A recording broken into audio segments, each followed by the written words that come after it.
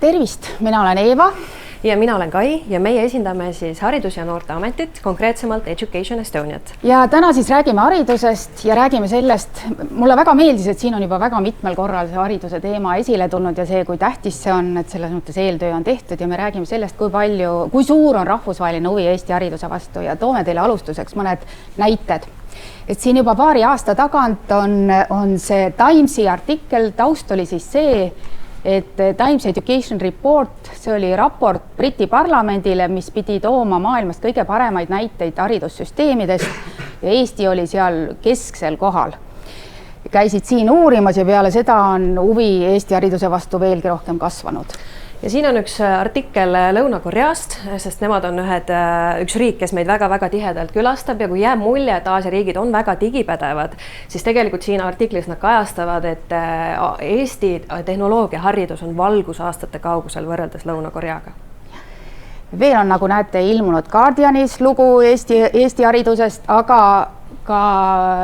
Uus-Meremaa peaminister on öelnud, et tuleks võtta eeskuju Eestist ja viksida sealt midagi maha, kui vaja on. Ja tõesti neid artikleid on väga-väga erinevaid.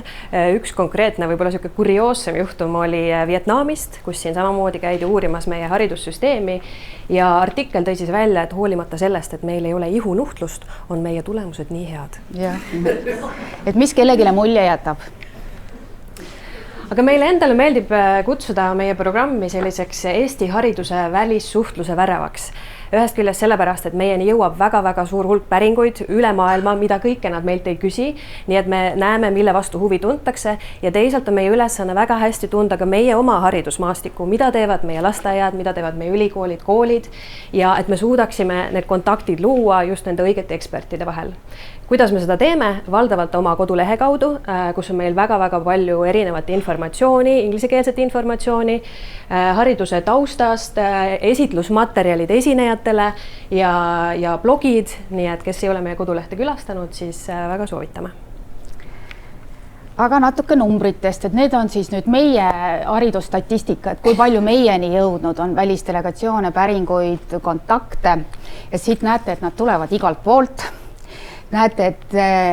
arvata võib, et PISA tulemused on see põhiline meelitaja, aga väga suur osa on ka digiharidusel, aga tegelikult ma arvan, et ei ole teemat Eesti hariduses, mida ei tulda uurima, et on oma huvilised tulevad nii kutsehariduses kui ka väga palju ka Eesti lasteaedade vastu tuntakse huvi,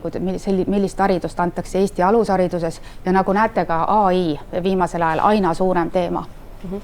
Ja meie ise võtame siis vastu valdavalt selliseid kõrgemaid ministeeriumite ja Harno-laadsete organisatsioonide delegatsioone, aga me ei suuda ise seda huvi ammu ära teenindada. Seega me oleme koondanud endale ka haridussaadikute võrgustiku, kes ongi siis haridusasutused, kes samamoodi võtavad vastu delegatsioone ja on tegelikult väga-väga põnevaid ka tasulisi teenuseid välja pakkunud, et näiteks lasteaiad, et kuidas neid programmeerimisvahendeid siis kasutada näiteks 5-aastastega ja see pakub tohutult huvi. Ja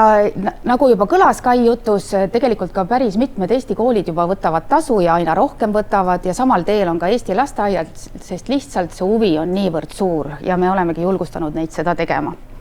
Ja meie kodulehelt leiab ka need koolid, kes on ise andnud teada, et nad on valmis välisdelegatsioone võõrustama, et mõnikord see aitab ka lihtsalt seda huvi teenindada, kui ka meie kolleegid ministeeriumis ja saavad jagada seda. Ja veel mõned näited, et te näeks, kes meil käivad. Et näiteks siin selle rattaga, see on Moldova noor ja uuendusmeelne haridusminister, kes siin konkreetselt on ta Pelgulinna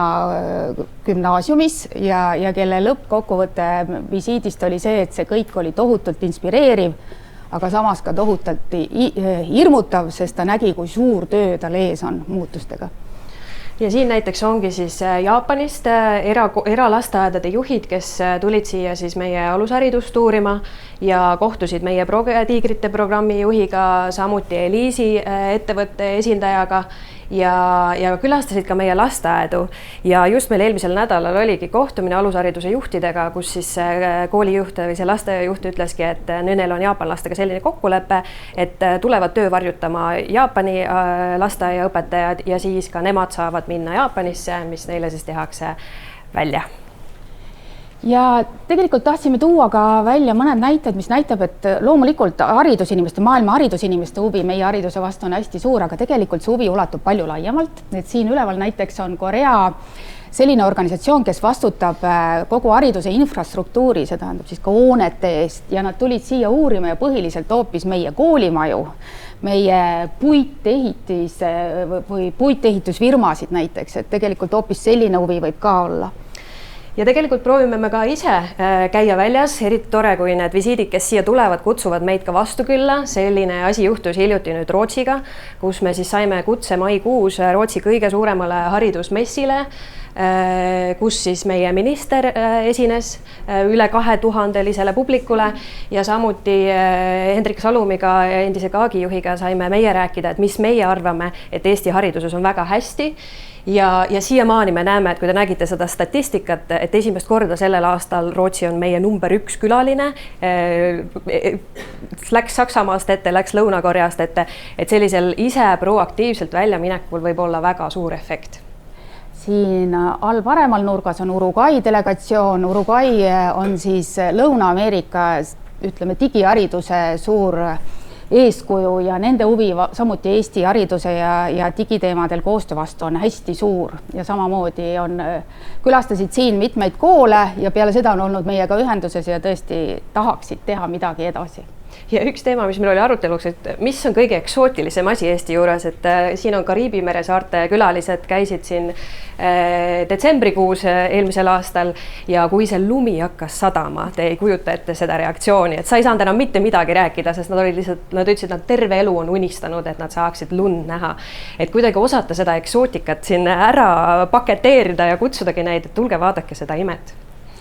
Ja võib-olla veel mõned delegatsioonid, kes on olnud ka haridus väljaspoolt, et näiteks huvitav, siin ennem kõlas ka usaldus digiriigi vastu, kui tähtis see on ja ühe näitena võin tuua meie praktikast ka, et oli Korea valimiskomisjon, kes tuli siia Eesti haridust uurima, et leida just need põhjused, miks Eestis on usaldus digiriigi vastu nii suur ja ma arvan, et see on väga mõistlik otsida neid põhjusi haridusest. Või siis teine huvitav näide on Soome Inseneriliit ja Energeetikatööstusliit tellis lausa raporti, et saada aru, miks Eestis on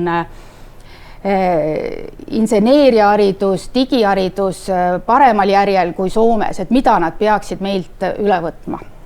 Ja meie kodulehel siis leiab erinevad materjalid, et kui teil iganes tuleb kellelgi rääkida Eesti haridusest, kasutage julgelt, seal on Eesti haridust tutvustavad esitlused, aga on ka videod.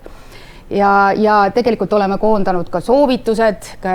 sellele samale Eesti haridusvõrgustikule, meie koolide esindajatele, et kuidas esineda, kuidas rääkida.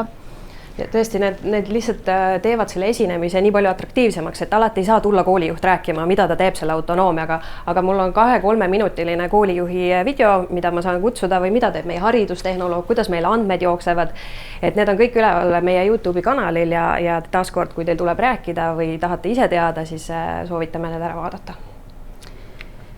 Ja siis üks uus asi, millest me lubasime täna rääkida, on Eesti haridust tutvustav veebikursus. Et miks me selle tegimegi selle sama asja pärast, et meid on 2 ja neid haridussaadikuid on vähe, aga huvi on tohutult suur ja kasvab kogu aeg. Ja tegemist on siis tasulise kursusega Udemy keskkonnas ja mis tegelikult vastab nendele küsimustele, mida me oleme näinud aastate jooksul, mida meilt kõige rohkem küsitakse, sest mingisugused asjad korduvad kogu aeg. Ja idee on siis, et meie kolleegid saavad seda kasutada, kõik teie tegelikult, kui teie seas on neid, kellel tuleb Eesti haridusest rääkida või kellel tuleb Eesti haridust puudutada oma esinemistes, te saate seda kasutada, kõigile Eesti kolleegidele on kursus tasuta ja tõesti, seda saab kasutada siis näiteks enne visiidile tulekut, sest mis me oleme ise märganud on see, et kui sa kogu aeg pead seda algust hakkama jutustama, see ei ole väga põnev meie enda esinejatele. Et me isegi oleme mõelnud, et äkki edaspidi me ütlemegi, et me võtame sind vastu, aga sa pead selle kursuse ära vaatama, et siis, kui sa juba jõuad siia ja sul toimuvad need ekspertidega vestlused, et siis sa saad juba minna sügavamatesse päris koostööprojektidesse. Aga vahel juhtub see, et nad ikkagi nii palju küsimusi jääb õhku, et no kuidas selleks õpetajaks siis ikkagi saadakse, et siis seda see tõesti võib vaadata, aga kui nad lähevad näiteks koju ja mingid teemad jäävad katmata ja meie idee on tõesti see, et me kogu aeg tegelikult ka seda täiendame. ja juba on mõned partnerid, näiteks arengukoostööga tegelev Estev on öelnud, et ta võiks seda oma Aafrika arengukoostöö raames kasutada just nimelt selleks, et anda see sissejuhatus, et jõuda rutem huvitavate teemadeni. Ja natukene kursuse teemadest ka, et kokku siis on seal 30 videot praegu, aga nagu ikka sellised veebikursused, see on elav ja kogu aeg täienev, et me täiendame seda, näiteks kohe oleme lisamas selle sama AI hüppe ehk D-hüppe teema, mis on juba salvestatud, aga veel ei ole üles pandud, Ivo Visak räägib. Kokku on praegu materjali 1,5 tundi, aga videote juures on ka lisamaterjalid ja nagu ikka seal Udemis sellised paariminutilised videod, ainult kõige põhiline. Et sellest jääb ka alati puudu, et me räägime, et meil on näiteks school environment and well-being survey, mis asi see on, et siis me oleme pannud sinna sellised, et noh, et vaata siis peale, et on selline sügavam õppimine, et seal on sissejuhatavad sellised küsimused ja lõpetavad, reflekteerivad ülesanded, et oleme tõesti proovinud selle selliseks päris õppimisprotsessiks luua. Nii et kui te ise